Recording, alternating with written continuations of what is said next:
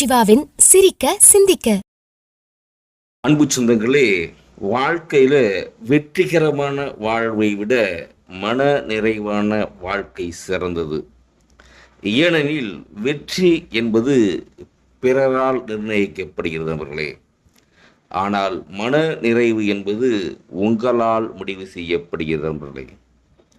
பொதுவாக நம்ம வாழ்க்கையில், குடும்பத்தில், வேலையில், படிப்பில் எதுவாக இருந்தாலும் சரி, அதை நோக்கி நம்ம பயணப்படுறோம்.